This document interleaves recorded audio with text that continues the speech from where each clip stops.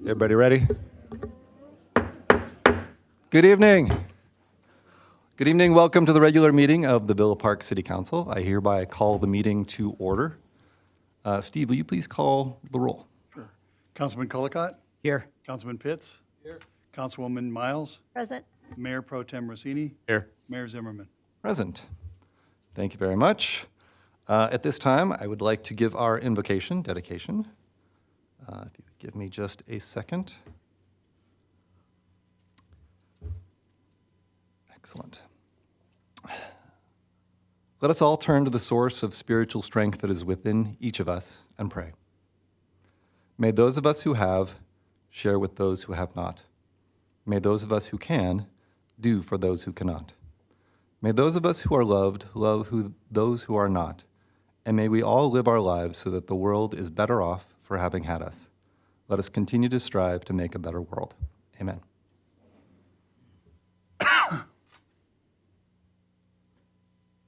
Today, I would like to ask Mayor Pro Tem Rossini to lead us in the Pledge of Allegiance, if you would. Thank you. It's my honor. Everyone, please stand. Place your right hand over your heart. Face the flag. Ready, begin. I pledge allegiance to the flag of the United States of America and to the republic for which it stands, one nation, under God, indivisible, with liberty and justice for all. Thank you. Seats. Thank you. Thank you. The Villa Park City Council and staff welcome you to this meeting, and we encourage your participation. If you wish to address the City Council, please complete and submit a speaker card to the City Clerk before the scheduled meeting time. Speaker cards can be found outside or in the back of the room. They're the blue cards. Speakers will be called in individually during the public comment section of the item they wish to speak on. Speakers will be limited to a time period of 5 minutes. Speakers were also able to submit comments in writing by 3 p.m. today. Those comments will be read aloud during the public comment section of the item.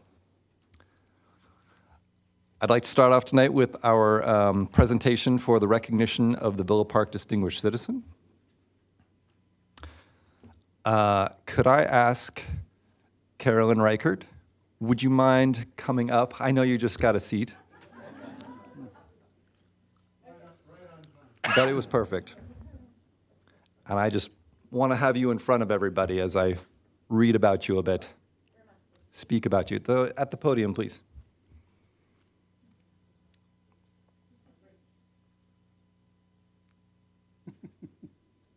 Tonight, I am extremely honored to present the Distinguished Citizen of the Month for Villa Park to another one of my favorite people in the city, Carolyn Reichert.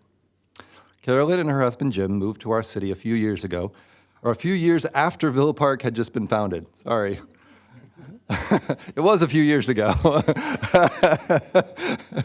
They arrived in 1967 with a 2.5-year-old son to a place of sun-kissed orange groves and not very many homes. Carolyn was still commuting up to LA, where she worked at the Clothing Mart a few days a week, and she spent the other days working in a half-classroom library at Villa Park Elementary that she and Roseanne Wynn had worked to establish. When gas prices got too expensive to make that journey downtown, she picked up as a library clerk at Linda Vista, and then as a resource clerk at Knoll Canyon. It was around this time that she decided to go back to school, so that in addition to her degree from Purdue University, she would have her teaching credential. She started teaching 5th grade, then moved up to Anaheim Hills, where she was teaching 4th, 5th, and 6th grades. She spent several years as head of the reading department at Portola, where, among other things, she taught honors English. You would think that this might be enough, but at this point, she decided to add administrative credentials to her curriculum vitae. She became assistant principal at Lamson before being promoted to principal and spending 15 years in that illustrious position. Well, 16, including the one they asked you to come back for. She has received awards for being Administrator of the Year and Rancho Santiago's Citizen of the Year recognition. Even while dedicating herself to the noble cause of bettering our young students, Carolyn raised her 3 children, and she has 7 grandchildren, and has also worked to make our Villa Park community better. She and Sherry Zakowitz co-founded the Women's League in 1969, and Carolyn served as the president in its second year, 1970 to 71. She also came back to be president for 2017 to 2018. I can't say enough great things about our Villa Park Women's League. Their couples gourmet is how I met Carolyn and Jim. I've gotten to enjoy many meals and hear stories about their family, and all of their travels. The Reicherts have traveled extensively to all 7 continents and over 100 countries. Suffice it to say that the stories that Carolyn has are fascinating, and it would take quite some time to detail all the ways in which she has been involved over the years. As one example, you can ask her sometime to tell you about the process she and Carol Stone undertook to bring Ralph's to our shopping center. She also spent many years with her husband as a councilman, and I haven't yet mentioned they were honored by the City and Community Services Foundation to be selected as marshals of our boat parade this past year. We are blessed to have had this woman in our community, and the city is stronger for her contribution. Please join me in a round of applause and celebrate our distinguished citizen, Carolyn Reichert.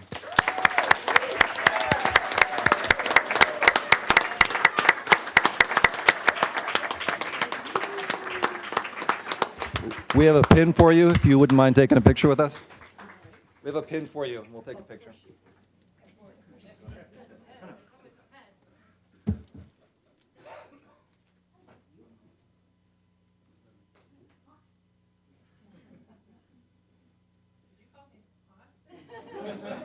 Oh, controversy.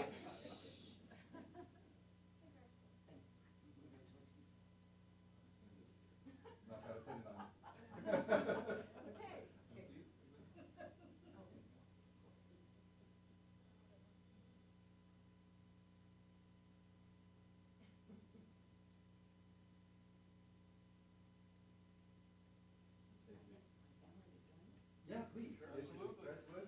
We love your family. All the merrier. Grandson, Chris, Sonny, and their boys, Jackson, Huddy, and then Elizabeth, Jackie, and Melanie. And the old man.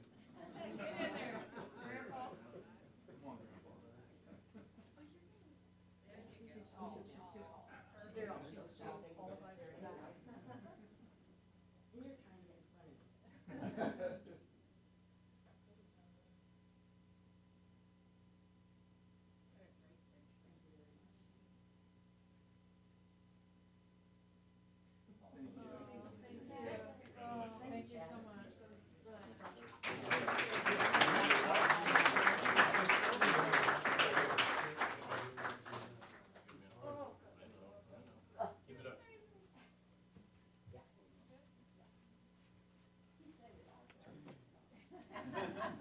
Thank you so much. Ah, that is my favorite part of being mayor, by far. Carolyn, drinks on you tonight. Yeah. I'll join them.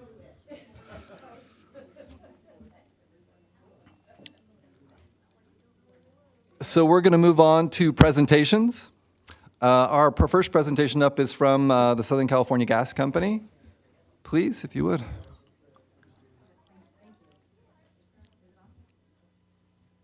Is the green light on? Is that? It is now, thank you. There you go. Okay. Well, those were quite the achievements, so congratulations. Good evening, Honorable Mayor and City Council. My name is Clarissa Serpas. I'm the new Public Affairs Manager for Southern California Gas Company, serving parts of Orange County. So I thank you for your time this evening for this introduction. Cities I'll be responsible for in Orange County would be Brea, Buena Park, Cypress, Fullerton, Irvine, La Habra, Orange, Placencia, Tustin, wonderful Villa Park, and Yorba Linda. And just a little bit about the gas company. We are the nation's largest natural gas provider. We service more than 21 million customers in more than 500 communities. And our mission is to build the cleanest, safest, and most innovative energy company in America. But that mission starts with the communities we serve. So as your new representative, I am committed to working with you and your city staff as issues arise in the city of Villa Park. And at the gas company, we believe that every Californian deserves clean, affordable, and resilient energy. And we're dedicated to fulfilling that goal through innovation and collaboration. Again, my goal is to maintain a strong relationship and partnership with the City of Villa Park and local communities to help achieve that clean energy future. So to close, I left a few items as a thank you for your time this evening, as well as valuable reading information about some of our research, demonstration, and development projects that we have going on. So again, I thank you for your time this evening, and I look forward to working with you. Clarissa, thanks very much. Thank you. And you started off well calling it the wonderful city of Villa Park. I Yes. like how that was added. Thank well you. done. Any questions? Or okay, Council members? No? thank you. Next up, we have a presentation from the Orange Unified School District. Gentlemen, thank you for coming.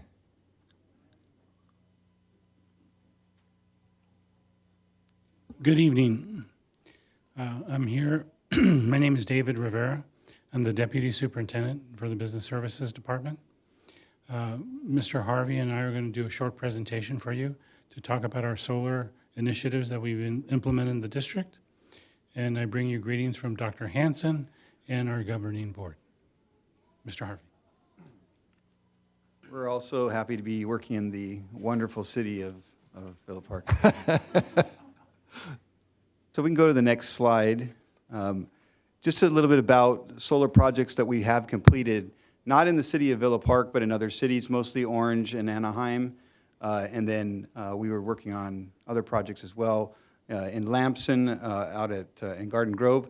Didn't end up putting the structures there, but we looked throughout our entire district for opportunities, the best possible opportunities to make the most savings for our energy levels, and then also improve our carbon footprint as well. So we entered into a power purchase agreement in November of 2018. That was a contract for 25 years with a company called Amoresco, and that was a $8 million savings is what we are looking at receiving after the 25 years. And is everyone familiar with what a power purchase agreement is?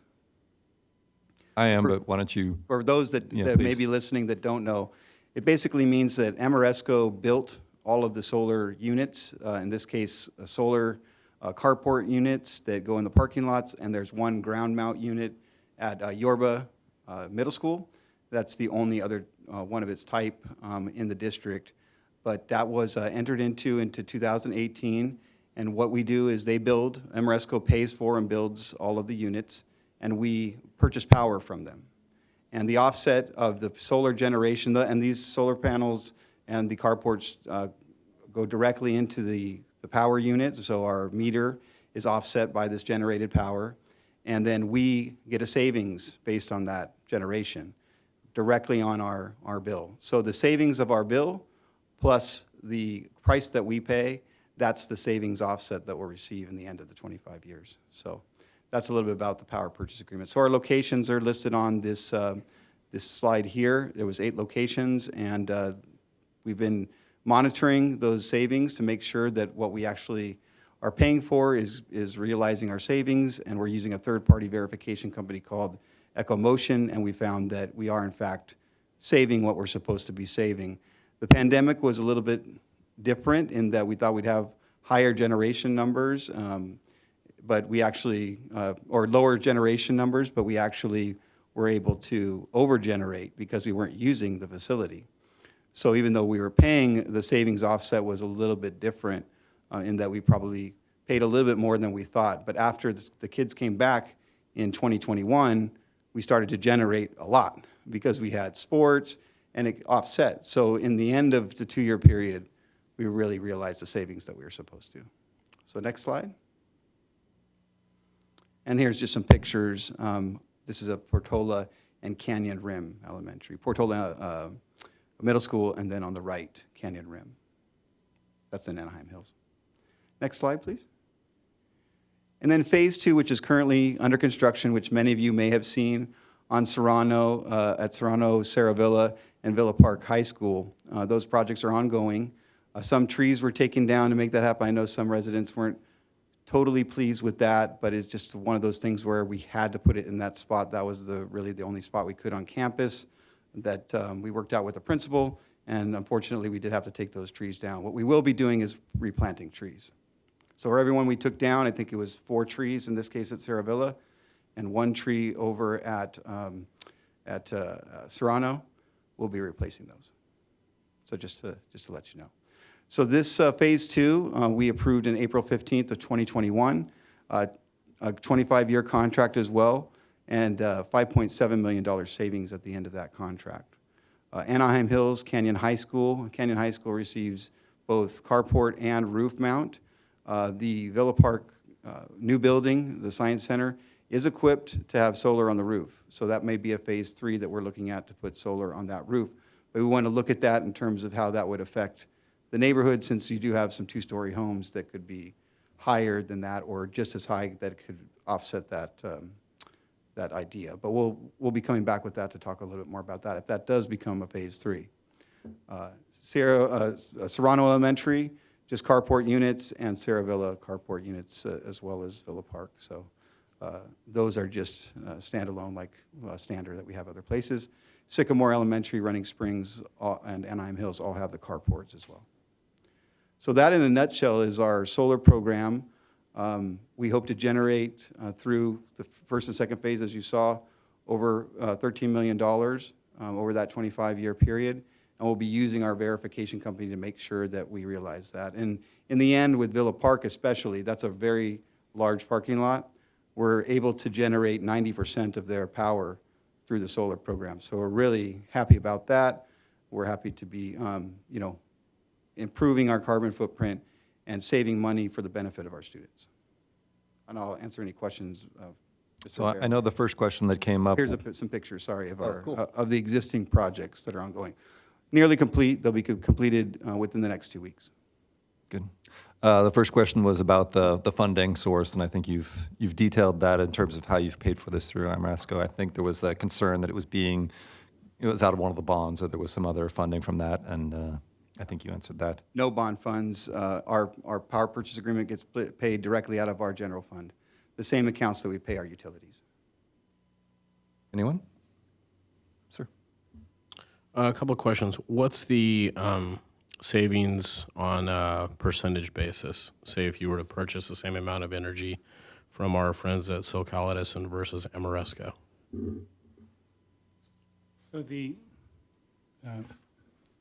So there's a couple components to that question. First of all, because we entered into a power purchase agreement, there was no capital cost to the district. So the first project that you saw was a $6 million project. We didn't make any contributions to that project. All we're doing is paying a fixed amount in our utility bill that is set for 25 years. Same thing with the second project. So what you see here is probably about $11 or $12 million worth of construction cost that we didn't pay a dollar for up front. We're just paying a fixed cost in the rate that we pay. So what our third-party vendor does is take all the assumptions and all the data that we have, and they do the analysis and then give us an independent calculation. And in both cases, not only did we have positive cash flow, in other words, that the anticipated rate increase for the utilities that we're all seeing now, because we have a fixed rate, we don't pay those costs. When you have a school site with air conditioning and computers, there's a high level of energy that is used. So we are paying a fixed rate, and we're paying that fixed rate for 25 years. So the savings that you see is the net savings that we would anticipate from the length of this project.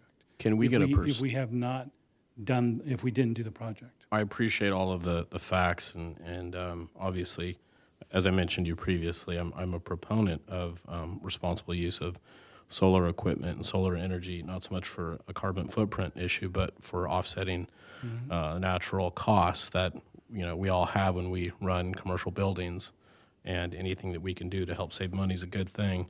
I'm just wondering on a percentage basis what the savings is, if that could be provided to the city council at a later date by that third-party vendor. And then just curious what the kilowatt per hour price might be. I think it's going to all come out in the same thing. So the kilowatt, so it's complex when you talk about percentage, because there's demand cost and there's usage cost. The demand cost is how much energy is being used at that time. Mm-hmm. And you've heard of the time of use adjustments to that are all about demand. So when it's most wanted. And then you have your generation, just what, or not generation, but the usage. And then offset by the generation of solar power, that gives you your overall savings. So we'll give you that formula and give you that percentage. Okay. But roughly the kilowatt hour price for Southern California Edison is roughly around 28 cents, 25 to 28 cents. The Ameresco rate is 13.9 cents fixed for the 25 years. Perfect. So you can see there 10 to 15 cents difference. So the savings and the less energy that we use because of the generation of the power, we pay the 13 0.9 cents or whatever it is, and then we get back the savings derived on the less usage that we have, and we have to pay, so the offset of that is the savings, like I mentioned. So that percentage will get to you, but that's roughly the kilowatt hours, Perfect. 12 to 15 cents. I think it speaks for itself just based upon that number, but also the shade that it provides, the vehicles that are parked underneath it. I personally like to park my vehicle underneath them when I see a school that has those. So I appreciate your explanation, and hopefully the residents see some benefit to it. I certainly do. Thank you. Yes. Okay, so mine's a little different, but so it sounds like this is going to allow for your budget to have maybe some wiggle room to perhaps put some funds into, say, the Villa Park High School baseball varsity fields. So I don't know if you realize, Villa Park baseball is now ranked number 7th in the nation. And, they transitioned to D1, had a fantastic season, and along with the girls softball, but the fields need some desperate help. And I know that the baseball program, as a mother who's in it, with 2 boys, is drawing a lot of attention to the neighboring area, and we're getting some transfer students. So I would hope that the district would perhaps take a look at those and recognize that this is a very good baseball program and deserves some TLC on our fields. So I will carry your message to Appreciate our that. cabinet, to our board, Thank you. and we'll have a further discussion That about would be great. what could be done. Thanks.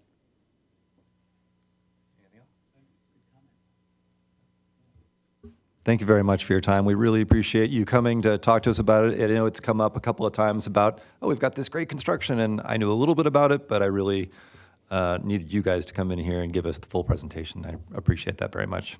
Okay, have a nice evening. You too. Next up, we have our Villa Park Library.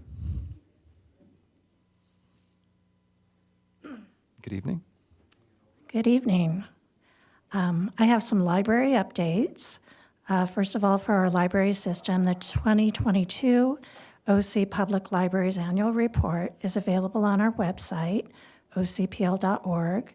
The report includes a brief overview of the 2021 accomplishments, and we also have our 2022 goals on that.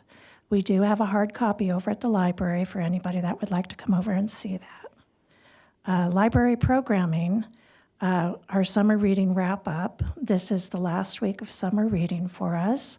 There is still time to log the days that you read.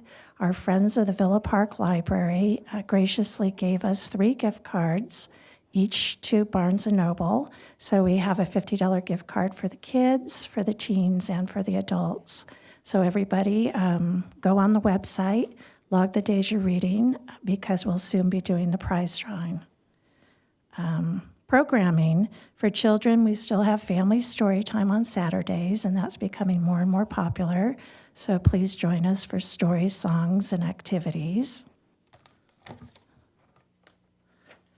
We have our Reading Buddies program, and that's where we have teen volunteers read with K through 4 grade. And that has been going well, and we hope to continue that in the fall. We're trying to work with our teen volunteers to arrange a schedule for that. For adults, last weekend we had a program on drought-tolerant gardening, and on August 6th we have one on organic composting. And these are being presented by a UCCE, a University of California Master Gardener. So it will be an informational session on August 6th on organic composting. We just added a new book event on Saturday, September 24th at 2 p.m. And the book title is Schindler's Listed, and author Randy Biederman will discuss and sign copies of this true extraordinary story of a 20-year quest to find gold coins which the author's family buried in their backyard in Poland at the beginning of World War II. We also have our book chat. That's a monthly event on Wednesdays. It's tomorrow morning if you'd like to join us at 11 a.m. And finally, 2 more things. Our library system has plenty of virtual programs, story times, author events, many different things. Please call the library, look on our website, we'll help you navigate that. And I wanted to mention the library tip for the month. Our ebook service, Overdrive, and the Libby app offers not just ebooks and e-audiobooks, but also e-magazines. And with summer still here, that might be nice to download and take on vacation with you. And of course, we always look forward to serving the Villa Park community in the wonderful city of Villa Park. Well said. And please visit, call, or chat with us. We're happy to serve you. Thanks. So you guys do so much for such a small library. It's really amazing, and I really appreciate everything you do. Anybody have any questions, comments? Oh, please. How are you finding your transition here? Is it what you expected? Are you? Yes, it's what I expected. I really enjoy it here. Libraries, I've worked at much larger libraries, and there's not as much time to interact with the patrons. And this, you can really spend time, offer more detailed service, and it's very rewarding. Good. Thank Well, you. We're glad you're here. Thank you very much. Thank you so much. Thank you. Next up is Orange County Sheriff's Department.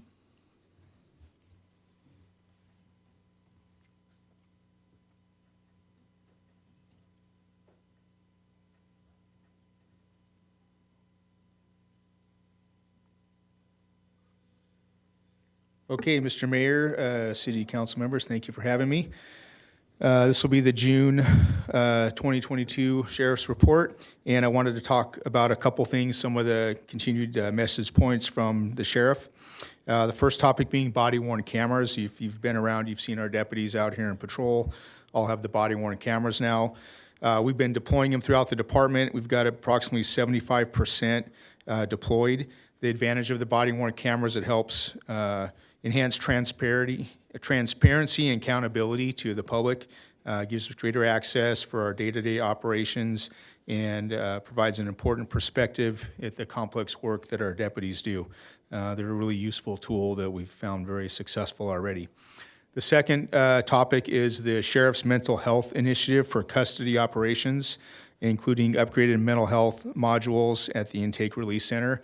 And people probably ask, well, how does this affect Villa Park? It affects Villa Park in the fact that it allows us to provide services to individuals that are in custody with the goal of reducing recidivism, providing enhanced mental health services for substance abuse, to hopefully eventually reduce people experiencing homelessness, mental health issues when they're out in public.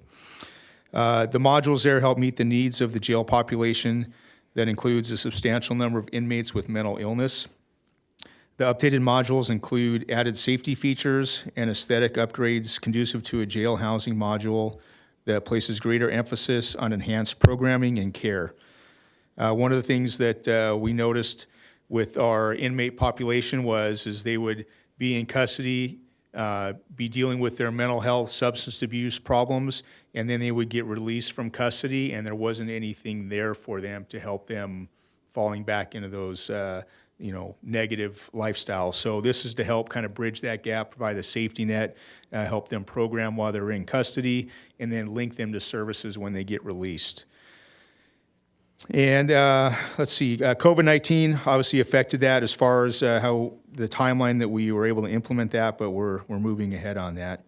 And then one other thing that's not on the actual report is next week we have National Night Out coming up on Tuesday the 2nd, right here in front of Villa Park City Hall. And we'll have some of our usual contingent there, some patrol deputies. We'll have a bloodhound, search and rescue dog there, so if anyone wants to get slobbered on, they can come. And then Henry, our therapy dog, golden retriever, will be here, so he's good for some ear scratches. And we'll have some other equipment. And then this year we included what we call our behavioral health unit. So we'll have some deputies here. You'll recognize one deputy. She used to work here, Deputy Ariano. She was assigned here for a while, then she went to behavioral health. So this is our field operations kind of component of this mental health initiative. They're the ones that are out there making contact with folks that are experiencing some type of crisis, offering them services, linking them up with the healthcare agency. They'll have actually with them, barring any calls for service, a PERT technician. So the healthcare agency has a psychiatrist that rides with our deputies and goes to calls where there's some type of mental health nexus. So it's just to have a more encompassing service available to the residents that are having these types of issues. So that's it for that. I'll move on to more of the activity for the month.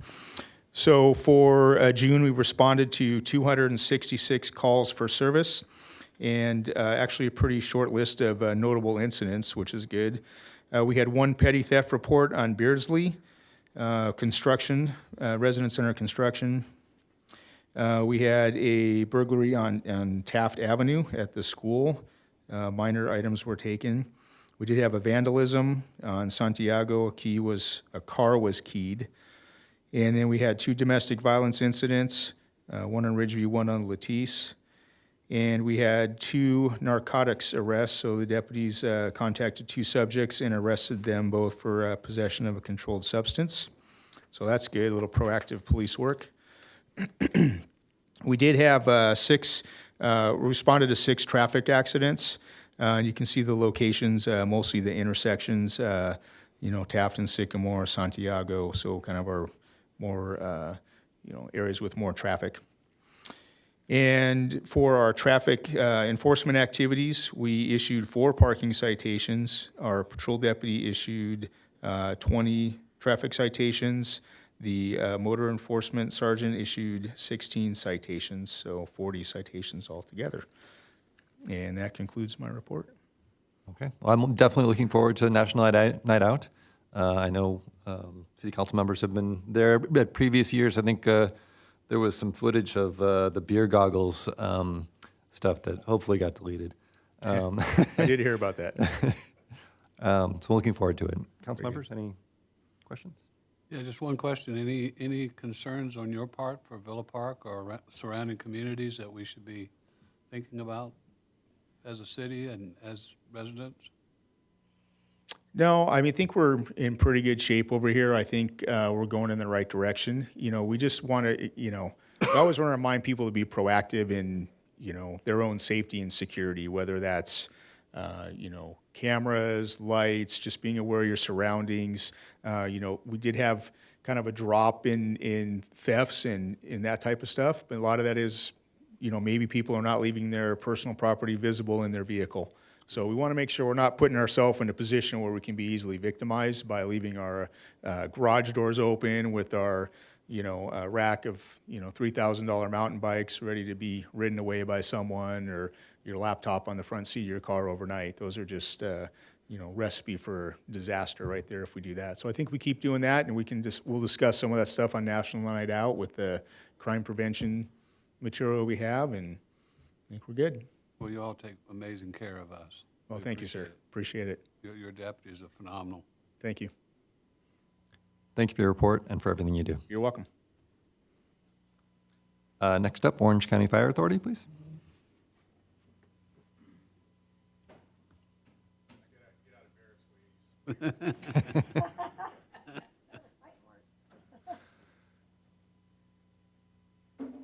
Good evening, Mayor. Good evening, Council.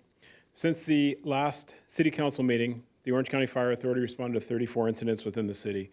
One that was noteworthy was a structure fire. There was very minimal damage. It was contained to a small trash can inside of the house. Today's safety message, I'm going to talk about drowning prevention tips. During the summer months, OCFA focuses on drowning prevention tips. This month, we'd like to remind you about water barrier safety. Learn how to reduce the risk of drowning by having barriers in place, multiple barriers. I'm going to share 5 different types of barriers to have. Non-climbable fences, 4-sided isolation fences around your pool that are 4 to 5 feet high, making sure that the bottom area is closed off so somebody can't climb underneath it like a small child. Ensure your patio furniture is kept away from the fence so children can't use those items to crawl over the fence. The second type is self-closing and latching gates. A lot of cities have ordinances to make sure when you do build a pool that you do have a self-latching closing gate. It's important to install that so that it closes behind and it has a locking mechanism. Gates should be installed so that it actually opens outward versus inward towards your pool. Regularly inspect your gate make sure there's no damage, and make sure that the spring is still able to function and swing the gate closed with the right amount of pressure. Pool and spa covers. That covers your pool and your spa, and it basically acts as a horizontal fence along the pool and spa to prevent children from getting into it. Alarms, another barrier, very important one. With having a pool myself, the alarms have been awesome with my kids when they were younger because you could hear as soon as they opened that door. But having those alarms on your sliders, your windows, your doors are very important in case your child encounters your pool or the water unexpectedly, as well as your pet. Some pets, I have one of those too. I have a bulldog, doesn't do very well swimming. They're top heavy, so the alarms helped us with our bulldog too. Child wristband alarms and pet collars are available to purchase for additional protection. And purchase and use portable pool alarms when you have a community pool or if you are going to go on vacation at a place that does have a pool that you might use, like a vacation condo. And the last one's an indoor barrier. Making sure inside the house, because children can drown in less than 2 inches of water, purchasing the barriers such as toilet latches, baby gates, child-safe doorknobs, and handle covers to ensure children can't get into rooms where they can access water. There's no single barrier that's going to provide 100% protection. It's important to have multiple barriers in place just to help slow or prevent a child from reaching the water, especially if they're unsupervised. The more we install and maintain, the safer your pool area is going to be for your family and friends. That's all I have in a report. Thanks, sir. Questions? One question. For both you and the Sheriff Department, National Night Out, you know, the Women's League traditionally in the past has fed the volunteers and the sheriff's people and the deputies.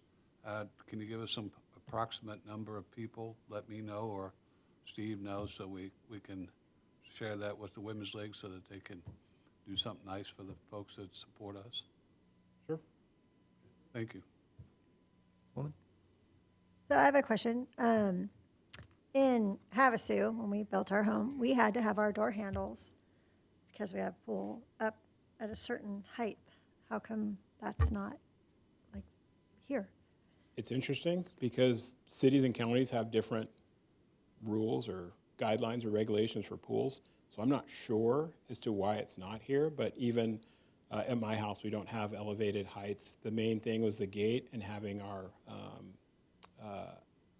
access to the pool area, having the alarms, where the city and the county came out and actually inspected it. I would think, it worked beautifully back in Arizona, but I would think that would be something that, legislation out in California.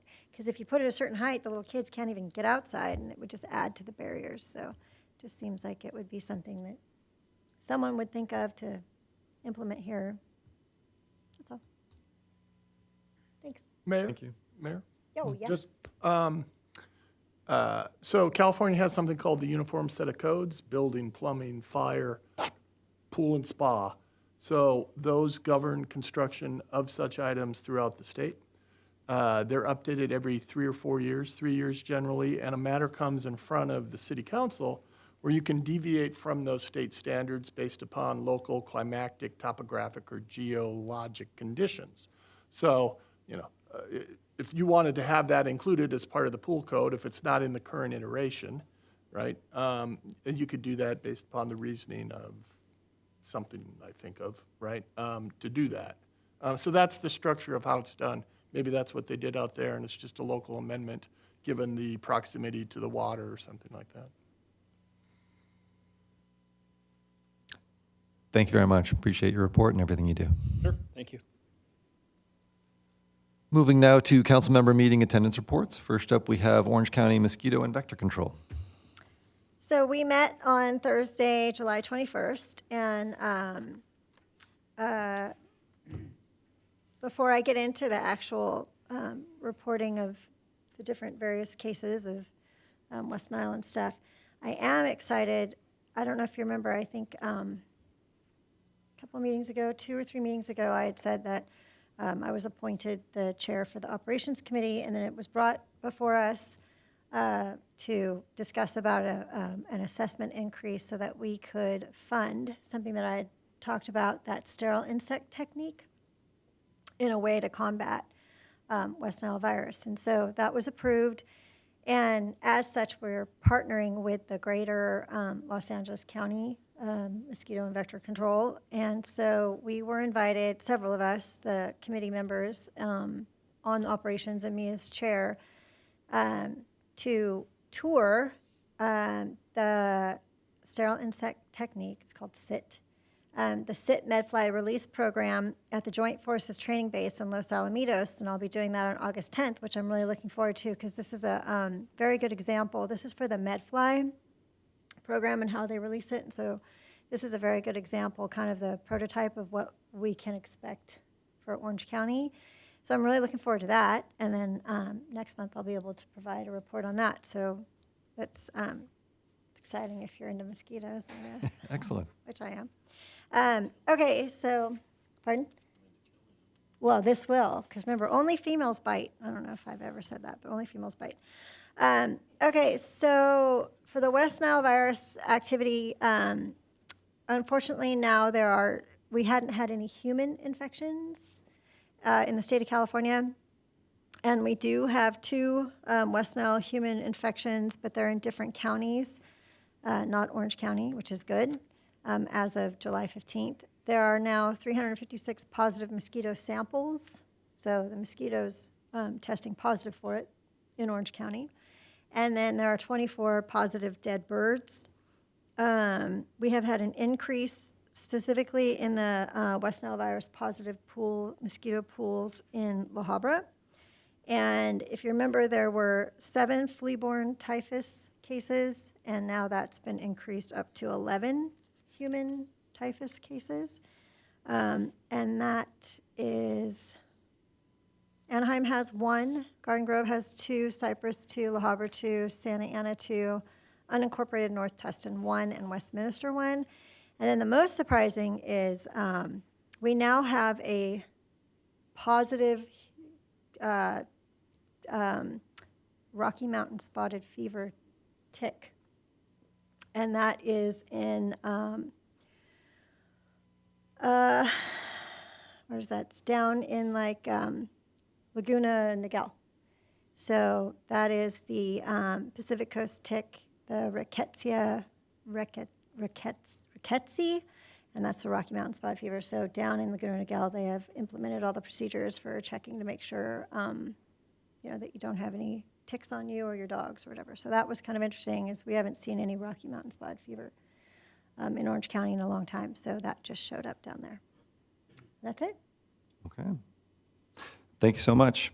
So next up is the Orange County Sanitation District. We have a couple of reminders about stuff that I talked about last month, and so I'm just going to review briefly. The new board vice chair, Ryan Gallagher, was elected, and that complements the election of Chad Wonke from City of Placentia, who was elected chairman of the board.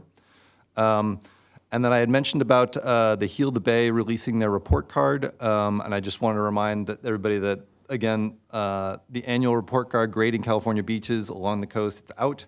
Orange County beaches received the highest grades for the second year. Orange County had the most beaches on the honor roll, which means they received an A+ for all 4 seasons.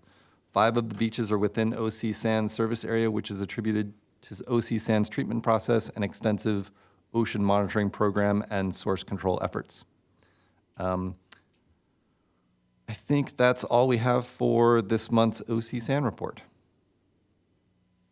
Next up is Orange County Fire.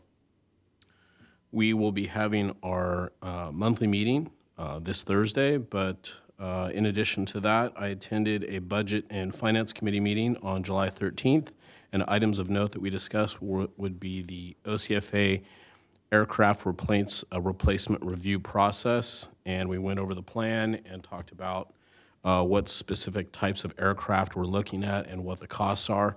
I've raised some significant concerns about the size, the weight, whether our helicopter landing pads at the various hospitals can actually fit such a large aircraft, not to mention the cost.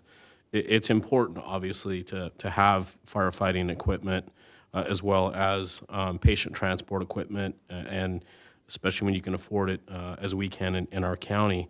But there are some realities that I think they're wrestling with, not to mention the fact that there are some budgetary constraints. I know that there's some labor negotiations going on, and the two are definitely related to one another. This is a work in progress, and I'll have more at the next meeting. Thank you. Excellent. Thanks, sir. Orange County Library Advisory Board? No meeting. No meeting. Also no meeting for the Orange Unified School District City Schools Committee. Law Enforcement Advisory? No meeting. Villa Park Community Services Foundation. That meeting already occurred, and there's one tomorrow. Excellent. Then the Housing Legislative Committee? No meeting. Bridges at Kramer Place Advisory. No meeting, only meets once a quarter. Okay. I did talk with Ward Smith briefly, and he had nice things to say about you, so I wanted to pass that along. Senior Citizens Advisory Committee. Okay, so we met, when did we meet? We met last week on July 20th. And before I get into that, so there's the Senior Citizens Advisory Committee, and then there's a subsect of that, which is Wellbeing Reimagined. So I'm on both. And if you remember, we talked about the Get Set Up and Go, and there was a program. I was part of the committee that asked the big ask for iPads for seniors to help bridge that digital divide. And every city in Orange County was allotted iPads. And you had to meet the qualifications. You guys all remember all that, right? Well, so we're a small city, but we only had 5 residents that actually reached out and asked to be a participant of that program. And so I asked for the numbers, and I think it's great. So that means that there's 5 seniors that now have an iPad that has a data plan that is paid for by the Board of Supervisors in Orange County. And you remember that. You guys voted on that. And so that's fantastic. So they're part of this Get Set Up and Go. And all the iPads throughout the entire, I think there was 30 or 4,500 iPads, I think, for the entire Orange County, have all been distributed and working. And that means that we have a whole bunch of seniors in Orange County that are now connected and not having that isolation and all the implications that go along with that. And so this meeting on July 20th, it was with Judy Osuna, who is the Community Outreach and Education Manager for Alzheimer's Family Center. And we had put a slide in our feeder. Anyone can join these different forums. And so whenever there's one that comes up, we put it in the feeder. And we didn't have anybody from Villa Park that joined, which is okay. But we did have other people. And she went over a couple different statistics, which I thought I would share quickly, not at length. But Alzheimer's disease is the 4th leading cause of death in Orange County, 4th leading cause of death in Orange County, 6th in the USA. And 5.2 million Americans have Alzheimer's disease, and more than 84,000 Orange County residents. And this number is expected to double by 2030. So the big focus is, how to mitigate, delay, even so much as prevent Alzheimer's from impacting yourself or your loved ones. And so this individual that came on had a lot of very good tips and suggestions. So I was just going to pick a couple. What they found is breathing. And even though that sounds counterintuitive, stopping in the middle of the day regularly and just taking 4 or 5 deep breaths for 10, count of 10, hold it for 10, exhale for 10, and doing that 4 to 5 times twice a day helps increase that blood flow, and they've shown that that helps prolong the mental acuity and alertness and whatnot. Relaxation techniques, meditation, and then use of external memory aids. So they have these games that they'll play, and she did some of them with us. And then diet is a big one as well. And so basically, if it grows on a plant, you're supposed to eat it. And that's supposed to help. And then for our elders, it's continuing to chat with your family and having those conversations frequently, even if it's the same stuff every time, but it's constantly having your conversations and keeping your language skills fresh. And then social cognition. As a person, if you're concerned about it, hold up your end of the conversation. If somebody says, "How are you?" don't just say, "I'm good." You're supposed to actually go into a discussion and use, as much of your brain as you can, and then stay in touch beyond the telephone, and then always learn something new. And then increasing your physical activity to the best that you can. And there's a lot of different senior centers and stuff that will have different programs. And if anybody wants any information on specific programs at different senior centers, they are welcome to reach out to me. But it's all about Alzheimer's awareness and making sure that we keep our minds healthy and active. That's it. Thank you, Crystal. Those are super helpful for our community, and I appreciate you bringing that to us. Now it is time for public comments. We'll review comments from members of the public to address any off-agenda items within the subject matter jurisdiction of the council, provided that no action may be taken on off-agenda items unless authorized by law. We will also be reviewing public comments on each agenda item. Steve, is there anyone that is present or wrote in from the public that would like to comment? We received no requests to speak. Anybody want to say anything? Okay. Now we move on to our agendized public hearings. Our first hearing is to review and waive reading in full of all ordinances and resolutions on the agenda. I'll now open the hearing. Staff, please give the staff report. Thank you, Mayor. As you indicated, this is our monthly item that allows us to move forward and not have to read out read in full the ordinances, resolutions, and meeting minutes in the agenda. So we recommend approval. Thank you very much. Council members, any discussion? Is there anybody that wanted to speak on this in public? No? So moved. Second. Close the public hearing. We have a motion and a second. Could we record our votes, please?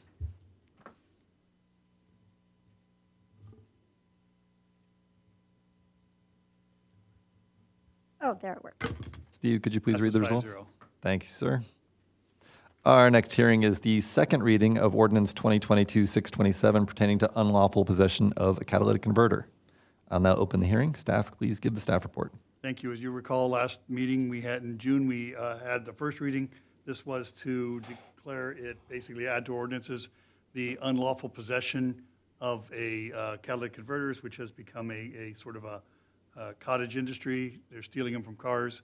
And this allows our deputies to stop and then potentially cite and take action against somebody carrying them without due cause to be carrying them, meaning either their owner or they're purchased them for, service repair or whatever. So this would be the second reading. There have been no changes since the first reading. We've received no public input. And the wording is identical to the previous version. We'd recommend approval. Excellent. Council members, any questions of staff? No? Anybody in the public who wanted to speak on this?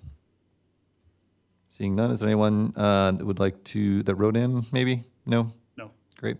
I'll close the public hearing. Is there a motion on the matter? Moved as written. Second. We have a motion and a second. Could we please vote? Passes 5-0. Thank you, Steve. Moving on to the consent calendar. All items on the consent calendar are considered routine and usually enacted by one motion approving the recommended action listed on the agenda. Any member of the City Council staff or the public may request an item be removed from the consent calendar for discussion or separate action. Council members, are there any items from 3 to 5 that you would like to remove from the consent calendar? I'd like to remove 5. 5? Okay. Anybody else wants to remove anything? Okay, I have agenda items 5 pulled from the consent calendar. Can we move to approve the balance, 3 and 4? So moved. Second. We have a motion and a second. Can we vote on that? Passes 5-0. Thank you. Now we'll take up the other item number 5. Councilmember Miles, would you have any? So it's more of a comment. I just wanted to commend staff on this. So as the liaison for the Bridges at Kramer, which is actually focusing, if you guys read it, it's on number 3 on what are the cities doing for the homelessness issue, and 3 under shelter, it lists the Bridges at Kramer and also like Mercy House and who runs it and stuff. And I felt that the city's response to the judge for the different findings was spot on, and wanted to just say thank you to staff for doing that, because this whole issue of homelessness is such a bigger, broader issue than, no disrespect, than I think that the judge that issued this actually realizes. And Bridges at Kramer, Mercy House, they have done a fantastic job, and COVID really wiped some things out and changed a lot of the parameters, along with some of the other findings where they talk about, some of the temporary housing and then these vouchers and stuff. And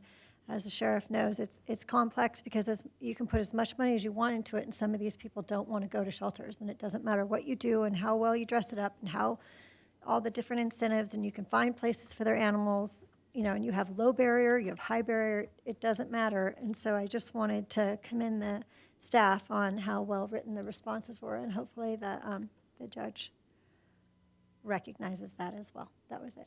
Okay. Do we want to move to approve? Sure, I'll move it. Second. We have a motion and a second for item 5. We could vote. That passes 5-0. Thank you, Steve. That moves us to the city manager's report? Really? Yes. Yes. Okay, we will now discuss the city manager report. Thank you. As usual, we have the monthly report that I provided there. The colors are a little bit off. The green should be, the yellow-brown should be green, but that's okay. Our copier toner went out a little bit. Anyway, we are moving forward with summer. As you know, Villa Park slows down, school's out, things go on vacation, et cetera. We have been working with the community. Probably one of the biggest issues will be coming in August. So that August 23rd meeting will be sort of a traffic Tuesday. We have a number of issues which the council previously talked about, Fitch and Ranch. And now we also have parking around the high school will be on the agenda as well. So we will be noticing some of the residents about potential actions the city's planning on taking. But I just wanted to alert the council that we will be dealing with both those issues on the next council meeting. And pursuant to the council direction, we'll make sure that the residents are notified in advance at least 15 days prior to any action that would be taken. So there'll be letters going out to the community. I've met with the community members, representatives, many of them around some of your houses, and they have expressed their desires and concerns, and we agree with much of their. And we went to the school district, so it's a big issue, as you know, because school parking and school traffic is sort of a challenge. But we're working our way through that, and we'll have at least that day on the 23rd will be a lot of discussion on that item, as well as the item down on Fitch and Ranch Road, which we've all heard about, which the gate there and some of the parking issues we have down there. So I just wanted to give you a heads up and also sort of alert the public that that's coming, and there'll be notices going out. Steve, I just want to say thank you. I've heard from many of our residents, they really appreciate, as I do, how responsive you are to our residents, and that these issues can sometimes seem small or localized to a street or to something that's just personal to an individual, but you treat each person in our city as if they're somebody close to you, and everybody has a concern, and it really speaks volumes for your commitment to the city, and it really matters. It makes a big difference when people feel like they've been heard and that they're being responded to. So thank you. I have a question. Sure. Can we invite OUSD to that so that we can? Yeah, they will be there and alerted. Yes, there are some measures. It's not just the school area, though. It's a combination of effort. There's a lot of issues. So yeah, they're part of the solution, and they have been working with us. So we've gotten a lot of cooperation. There are some issues we still need some support from some of the residents, and that's one of the things we'll be asking for is the residents to come back and tell us what they want. So it's not just a group of 2 or 3 are telling us what they want, but the residents, along all those streets or whatever, talking to us. So yes, the school district will be involved.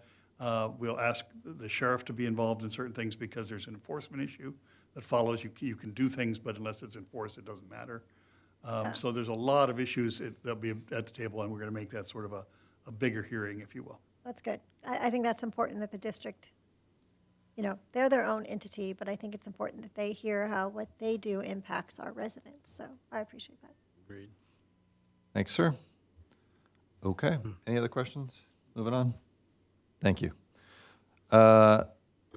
Moving on to mayor and council member matters. The first up is something that I'm bringing up, which is the reappointment of alternate representative to the Orange County Sanitation District. So I'm going to provide a brief report on this. There was some discussion within the San District about establishing a succession plan. This is something that Chair Winters had brought up, and he, in addition to some of the things that he had presented before in terms of providing notes to each of the council members for what's happened, a summary that they can read to their cities and talk about stuff. He also worked on establishing a training program so that as you go to each of the OC-SAN meetings, you can learn about what's happening and how to be a better director for the board. Part of that would be in a succession plan, having somebody take on those things if you're about to leave the position. So given that if I'm not running again in next year and I'm not on the council, my term as director at the OC-SAN would be over, and the alternate, Mr. Collicott, or Councilmember Collicott, would be termed out as well. We would have nobody from the city with previous experience for the Sanitation District as part of council. So the suggestion was that in the last few months of this year, now through the end of the year, we bring in an alternate director who could come up to speed on those issues and transition to make sure that taking over next year, they would be able to continue without any sort of learning curve or uptake on this issue. The two council members who are continuing on this are, or continuing on our council for sure next year, are council members Rossini and Pitts. We've had discussions on this, and the recommendation that we had is that we transition the alternate to Councilmember Pitts for next year, and that he be able to pick up and be able to continue with this role and not have any sort of lapse in knowledge. So that is my proposal, and I'm leaving it up for council to discuss. I have a question. Sure. So right now, it's you as the liaison, and then Councilman Collicott is the alternate. So Correct. are you saying that Councilman Pitts would replace Councilman Collicott, or would replace you? Would replace Collicott as the alternate, so that we could do it either way. He could become the director, or he could become the primary. I'm actually really comfortable with either, but what I was thinking is that I would continue in my role and then train Councilmember Pitts so that he could take over come January. Well, so I totally think that the concept of trying to make sure that we have a succession plan in place, since Councilman Collicott will be termed out, who knows what I'm doing, and it's the two of them, and I think Mayor Pro Tem is already busy and committed, so it's a very logical, reasonable concept and item. I don't think removing him when he's going to be done in a couple months is really fair, to be honest. And if you're doing this, my opinion, if you're presenting this, like I said, as logical and reasonable, so that, in the event that you're not going to continue on next year, why not allow Councilman Pitts and Collicott to remain? That sounds great too. I'm up for that also. That sounds great. This was not just to be clear, not meant as a punitive thing to Councilmember Collicott in any way, shape, or form. There hasn't been any, as far as I know, there hasn't been any responsibility for you in the last year and a half with the OC Sanitation District. Is that correct? Correct. So it really wasn't something I was thinking I was taking away in any way, shape, or form. I was only trying to add to. Right. I just think it would be a goodwill gesture, I think, if you were to allow him to remain as the alternate and then have Councilman Pitts assume the position. Sure. That's my suggestion. I'm comfortable with that. If that's allowed by the Sanitation District, I think that's a reasonable proposal. Did anybody? Sure. This was not meant to be a set in stone, like I don't, proclaim from on high. I just had a suggestion, so I wanted to bring it up. I really appreciate the additional thought. I guess I have one thought and one comment. Maybe it's two. Why not just allow the mayor, when he normally appoints or she normally appoints, because it could be myself, it could be Councilwoman Miles if she chooses to run and would, in my opinion, likely be elected. She's done a fantastic job. Or Mayor Pitts, make that selection at that time, because it's typically my understanding that they do onboarding of new, is it directors at the sanitation? in January or February after the appointments.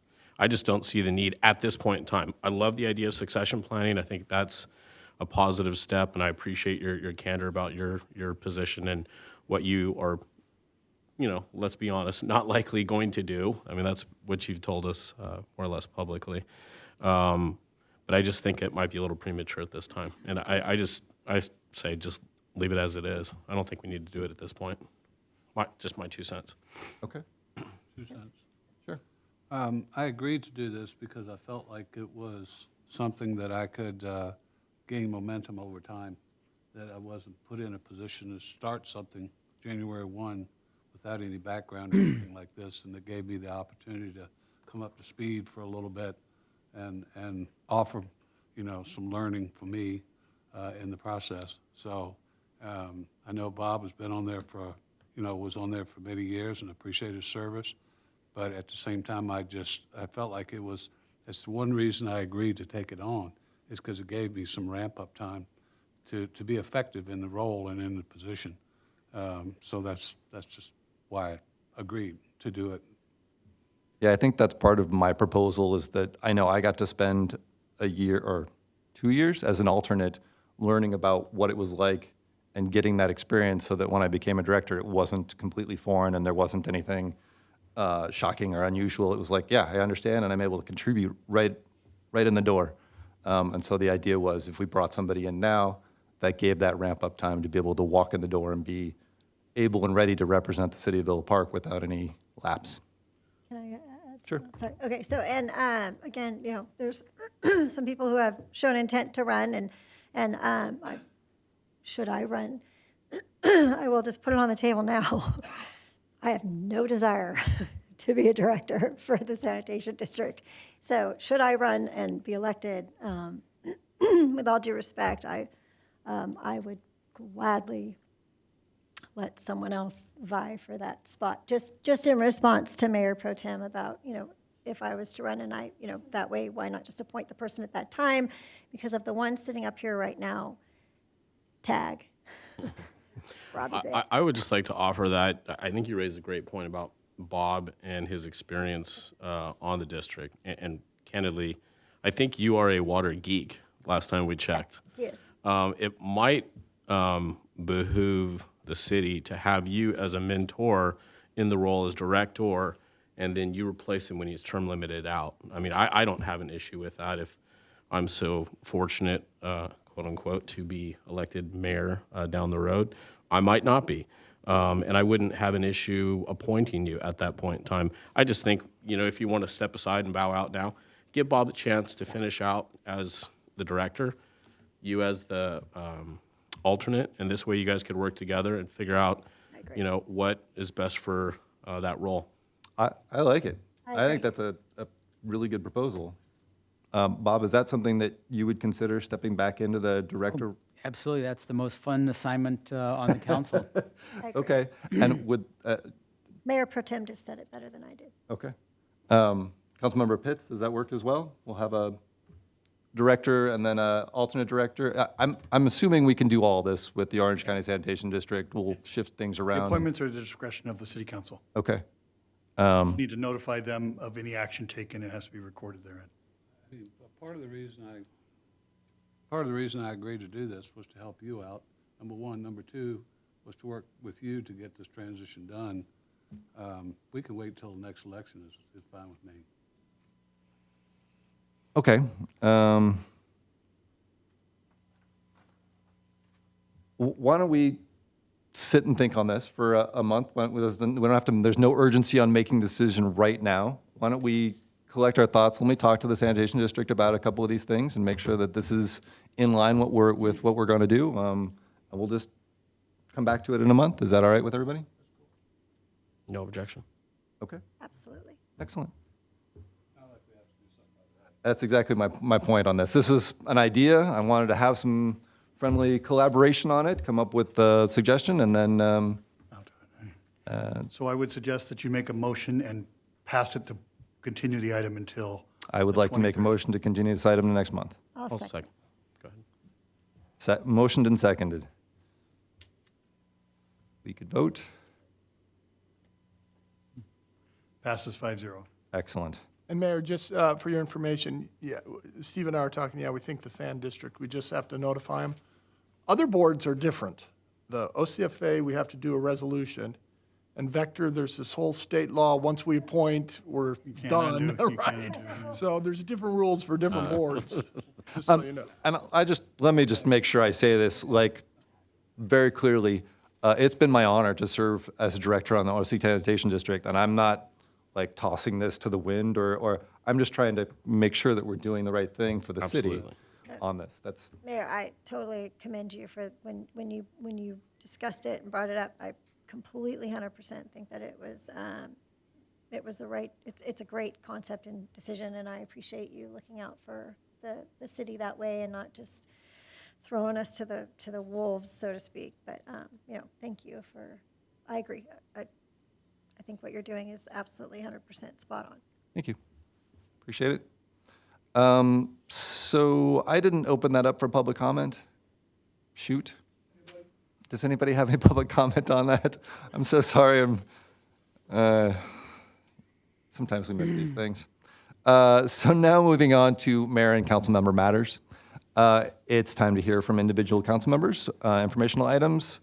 This time I'll start on this side with Councilmember Pitts. Okay, I'm gonna go a little bit backwards and out of order. Ms. Pat, would you come up to the podium, please? Surprise. I have to say I was honored as an invited guest to the Orange Chamber of Commerce officer installation and board meeting on July the 7th. It was a beautiful evening, wonderful event, but also I have to say they honored Pat for her service to not only the Chamber of Commerce, but to the County of Orange and also all the surrounding cities. And Pat, I just want to thank you for all that you do for Villa Park and for Orange County to make us all a wonderful place to be. Yay, Pat. Oh, you should see the little statue they gave her. It's beautiful. It's really pretty. You're very kind. Thank you. That was such a nice acknowledgement. I sincerely appreciate it. It has been my joy to find a community like Orange and Villa Park, to spend 46 years caring about all of you in many ways, for many times, and nobody does it alone. Everybody has people that help, and I have been blessed with wonderful people like you all to make sure that what I did was right and good for your community. So thank you for very much. Tara has some beautiful words to say about you, too. Appreciate her, too. She's a very wonderful lady. Yes, she really is. Great speaker. Yes. Thank you so much, Pat. Back to the order. June 28th, I attended the ribbon cutting ceremony for Knowles Park, named after a longtime city employee who really manages the city and the goings-on of the city, I believe. But it was an honor to stand next to him at the sign and take a picture and also cut the ribbon with so many of us in the community attending. I think it was a great tribute to him. I read several articles in newspapers and so forth, and can't tell you how much we appreciate what he does for the city, Steve, so please pass that along to him. I attended the Orange 4th of July celebration at Gravola Park, the 4th of July parade in Villa Park, and I also attended the concert in the park sponsored by the Villa Park Foundation. And I have to say, I have to give a shout out, and Councilwoman Miles, maybe tomorrow night you can help with this a little bit, but I tell you, the effort that, what's his name? Forrest, thank you, puts out in some of these events, like the parade. He comes with his costume and his horn and all kinds of stuff. He puts out the little flags in the middle of the roadway and so forth. But, he was there at the concert in the park almost by himself doing he and Jill Kulai doing the concert in the park. And I have to commend both of them for their effort to put on such a great event. It was fun. That night, it was a lot of people there. I saw a lot of food. And people were up dancing, having a great time. So it was good for Villa Park. I'd like to see a few more of those if we could do it. So that's it for me. Thank you. Thanks, sir. Mayor Pro Tem? No, thank you. Sure. Councilwoman Miles? Just attended some of the similar events as Councilman Pitts and love our community and looking forward to August 2nd and the National Night Out. I really hope they bring the goggles so we can do a PSA again. And that's it. Thank you. Councilmember? Nothing to report. Okay, so I'll finish off also saying a little bit about some of the same events. But first of all, Pat, you're such a treasure in our community, and I also was invited to that event. Unfortunately, couldn't make it. I'm sad I missed it, but knew that you were being well represented and that you have represented us all so well. So thank you so much for everything that you do. The dedication was an amazing event for the Knowles Park. Just the city did such a great job of planning all of that and putting everything together, getting the big scissors, which were hedge trimmers to clip the ribbon. It was just, we had a lot of great members of the community there. We had the mayor from Orange who was there. We had representatives from the supervisor's office and past city staff, past council members. It was really, it was a really well-managed event and kind of a great time for the city to come together on something that's, been in the works for a while. And we're so happy to have that park in Villa Park. It's gotten some great news coverage, as Councilmember Pitts mentioned, some news articles. A couple of different times it's been featured in the OC Register. We saw it once, I think the Thursday after or right after, it was on the front page of the local section in the OC Register. And then it was also in like the Sunday paper, similar article or same article. But it was great to get that kind of recognition about Villa Park and something that we've done for our community. And then I wanted to shout out to Councilmember Miles, who had a fantastic prepared speech that I really appreciated. It was very well spoken, and Councilmember Pitts came in and said some fantastic things that really compliment. It's really great when we all say things that fit together and create a cohesive whole. So I love that. The parade and the concert in the park were amazing community service events that seem like they get bigger every year. The parade stretched when I walked down the entire length of it from where it started at the front of the high school all the way down the parking lot, around the corner, down towards the tennis courts, was like, oh my gosh, this thing is amazing and huge.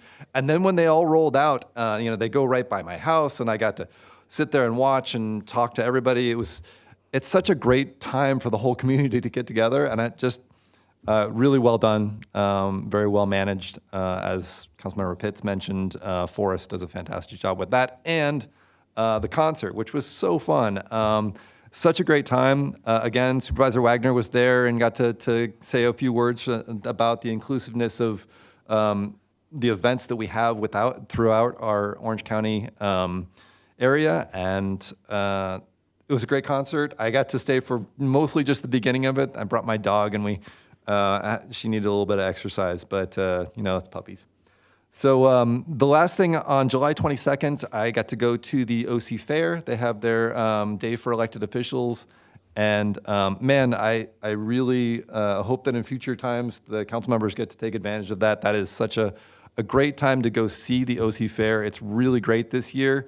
It does seem like the crowd restrictions have been lifted to a great degree, if not entirely. So as much as they say buy tickets ahead of time, it seems like you can get tickets even the day of, and there's plenty of tickets available, and it's pretty packed.